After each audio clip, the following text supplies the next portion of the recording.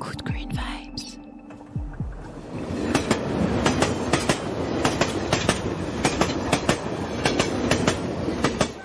Voyager autrement, partie 1, le train, mon amour. Juste en prenant le train, on peut arriver, je ne sais pas si vous le savez, mais on peut arriver au Japon en 2 semaines. Donc vous faites un Paris-Moscou, c'est un train direct en 4 jours. Puis un Moscou-Vladivostok, c'est aussi un direct, ça prend 7 jours. Vous prenez ensuite un bateau et vous arrivez au Japon. Et puis c'est une expérience assez extraordinaire que vous n'aurez jamais en prenant l'avion et en arrivant à Tokyo. Mine de rien, les temps de transport, les temps où on passe d'une destination à une autre, c'est des moments où souvent on a tendance à essayer de se dire « Oh, je fais le plus vite possible » parce qu'en fait, mon objectif, c'est d'aller à la destination.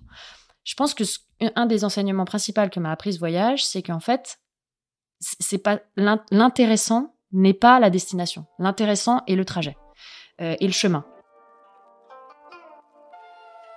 Le monde au fil des rails.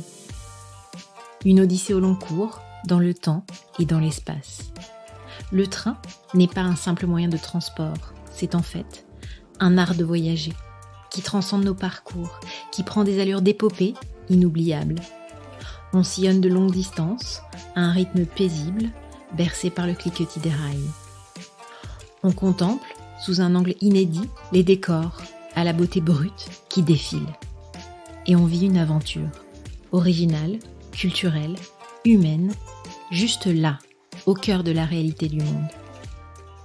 On est parti, on s'est dit on va commencer là d'où on vient, à Paris, et puis on va descendre petit à petit et on va aller vers la Russie. Et d'abord en stop, et puis on est arrivé jusqu'à Zurich en stop, et puis ensuite on a pris un train jusqu'à Vienne, et puis de Vienne on a pris un train jusqu'à Varsovie, et puis à Varsovie on a pris un train jusqu'à Moscou, et puis à Moscou on a pris le transsibérien jusqu'au lac Baïkal.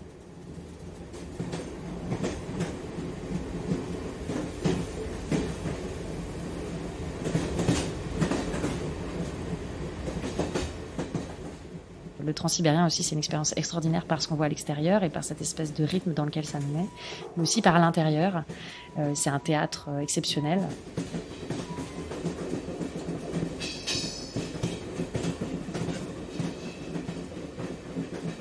C'est un train très long qui traverse l'intégralité du territoire. C'est vraiment un bon outil pour s'approprier, pour comprendre ce que c'est que la Russie, je pense, aujourd'hui. En tout cas, moi, ça m'a aidé à ça. Donc c'est intéressant aussi de se rendre compte de ça, de se rendre compte aussi de ce que ça veut dire de traverser le territoire européen et l'intégralité de la Russie, de se rendre compte réellement de ce que c'est que la grandeur de ces territoires. Et ça, c'est pareil, c'est difficile de s'en rendre compte quand on prend l'avion. Par contre, quand vous êtes dans le transsibérien pendant 3 jours non-stop et que petit à petit vous voyez le territoire évoluer, et puis au bout d'un moment rester toujours le même. Là, vous vous rendez compte de ce que ça veut dire l'immensité de la Sibérie, l'immensité de la toundra. Donc, c'est des expériences qui sont assez extraordinaires. Alors, on a voyagé en 3e classe. Je vous conseille de voyager que dans cette classe-là parce que ça permet, alors c'est moins confort, mais ça permet de se rendre compte aussi de ce qu'est la population et la société russe aujourd'hui. Et c'est extraordinaire. C'est vraiment, moi, je l'ai vu comme une pièce de théâtre qui a duré 3 jours. Qui est assez incroyable.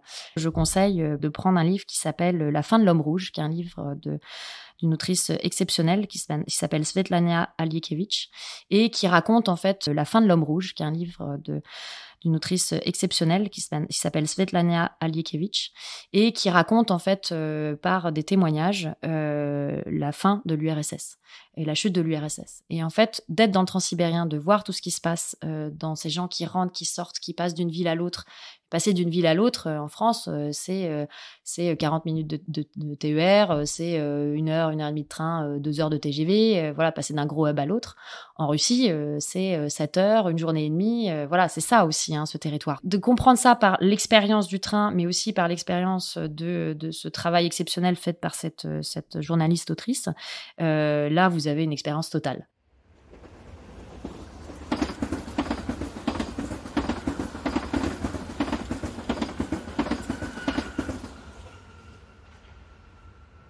Et puis évidemment, il y a plein de trains très différents. Vous voyagez en Chine, par exemple.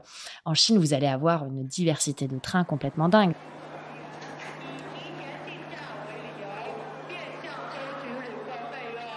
On a pris un grand train entre Datong donc au nord et Beijing, je pense. Donc là, c'est pareil, vous pouvez prendre des trains qui durent des heures, vous pouvez prendre des trains qui vont juste faire des petites connexions. C'est quand même un territoire immense, donc très vite, vous allez vous retrouver à faire beaucoup de trains. Vous avez des trains d'une modernité incroyable qui sont plus modernes que le TGV français, et puis des trains qui sont encore des trains au charbon bien polluants, dégueulasses, mais qui vont transporter notamment les travailleurs saisonniers en masse. Et donc, vous vous retrouvez, pareil, si vous voyagez pas en première classe, dans des wagons ultra bondés avec des sièges où vous allez être 6. Et puis du coup là pour le coup être confronté à en Chine même la notion d'espace que je laisse à la personne que je connais pas est très différente de ce qu'on va avoir en France, et donc c'est sûr que c'est très perturbant de se retrouver pendant 4 heures de trajet avec quelqu'un qui est en train d'écrire quelques notes sur un carnet, et puis avec quelqu'un qui est au-dessus de votre épaule et qui va regarder l'intégralité de ce que vous écrivez, alors que clairement il ne comprend rien à ce que vous écrivez parce qu'il ne parle pas la langue, il ne peut même pas lire les caractères que vous écrivez. Mais c'est ça aussi le voyage. Et donc en train, c'est ça que ça permet aussi. Et parallèlement, je me suis aussi retrouvée à prendre du coup le train rapide chinois. Et là, pour le coup, un niveau de confort et de modernité, vous avez l'impression de vous retrouver entre le Paris et Bruxelles.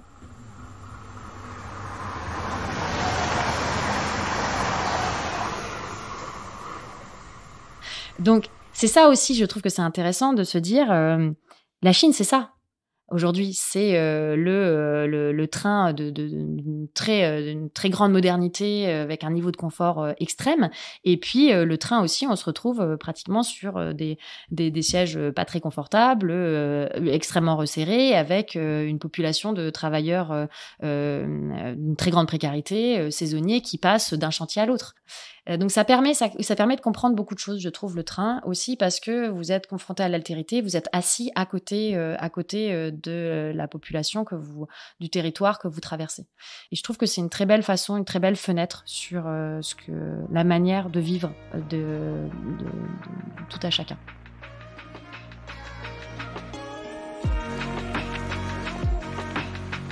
Le train, un miroir sur le monde qu'il parcourt sur le fil des rails. Alban est partie en vacances. Elle est revenue voyageuse au long cours.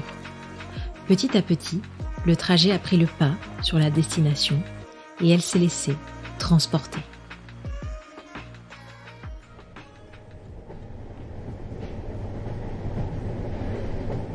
Quand je prends le train en France, parfois, ça me fait marrer de plus prendre le TGV et de prendre plutôt des petits trains et de voyager plus longtemps, mais plus lentement, et juste d'avoir des moments plus lents de déplacement où je sais que je vais être dans un autre état d'esprit. Je pense que je me suis aussi beaucoup rendu compte de ça avec le transsibérien. Un des autres effets du transsibérien, c'est que, mine de rien, je suis passée on avait traversé l'Europe et on était resté quelques jours à Moscou, et finalement dans un rythme assez rapide, et en quelques semaines. Et dans un état d'esprit finalement où on était en vacances. C'est comme si je partais à mes vacances d'été et on n'était pas dans un mode de voyage. Je pense qu'il y a ça, pour le coup, c'est une discussion que j'ai eu avec beaucoup de voyageurs au long cours, et il y a vraiment une différence entre partir en vacances et puis le moment où on part vraiment, où on rentre dans le moment du voyage, ou dans le moment presque après même de l'aventure. C'est vraiment des moments intellectuels différents. C'est pas du tout un jugement de valeur que je pose, c'est juste un état d'esprit qui évolue petit à petit et qui nécessite du temps. Et donc toute ma traversée de l'Europe, je pense qu'en fait j'étais une touriste qui part en vacances. Voilà. J'avais mon petit guide avec ma petite to-do, et j'essayais de faire en sorte que les moments de déplacement soient le plus courts possible et le plus efficace possible pour que j'ai le plus de temps possible à destination. Et voilà, et tout était prêt à l'avance. Enfin, pas tout à fait, parce qu'on est parti quand même bien à l'arrache, mais il y avait quand même beaucoup de choses qui étaient prévues. Le transsibérien, ça a été un moment où en fait j'ai switché, je suis passée dans autre chose. Pourquoi ? Parce qu'en fait pendant 3 jours et demi, parce qu'ensuite on a décidé de faire Moscou-Krasnoyarsk, donc au milieu de la Sibérie, d'une traite, sans s'arrêter, alors qu'il y a beaucoup de gens qui décident de faire plutôt des petites parties. Donc 3 jours et demi de train. non-stop, où à partir des premières 6 heures, il y a un peu de changement dans le paysage, mais assez rapidement, vous vous retrouvez à voir en face de vous du sapin, du bouleau, du sapin, du bouleau, du sapin, du bouleau, et à peu près ça pendant des heures et des heures et des heures. De temps en temps, une usine, hop, et puis une ville, et puis du sapin, du bouleau, du sapin, du bouleau. En fait, c'est top parce que ça fait d'un coup, il y a une obligation de couper, de s'arrêter, de décélérer, de sortir du schéma classique du vacancier. Et moi, ça m'a permis je pense, ça a été une des étapes qui m'a permis de passer dans le voyage. Pour moi, ça a été vraiment un moment important pour ça aussi.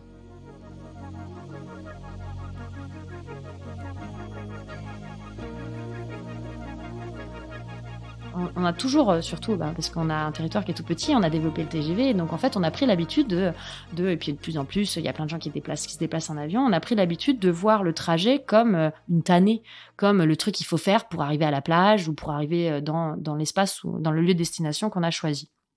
En fait, les moments de voyage, c'est des moments qui peuvent être très très beaux.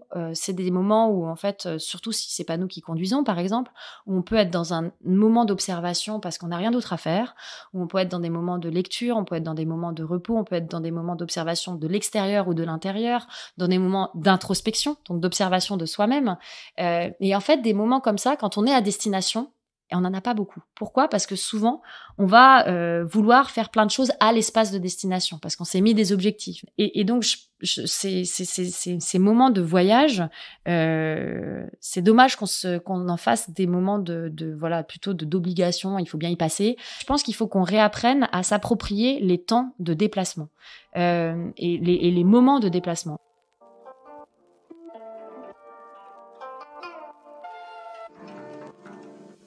De gare en gare, le train a emmené Alban presque à l'autre bout du monde. Mais une fois arrivée au Vietnam, c'est à vélo qu'elle va continuer son voyage. Auparavant simple cycliste du dimanche, elle va parcourir pas moins de 8000 km, soit toute l'Asie, sur sa bicyclette. Une autre épopée magique à suivre en deuxième partie de cette mini-série audio. N'oubliez pas de nous envoyer vos étoiles et commentaires, ça nous aide énormément. Un grand merci à vous.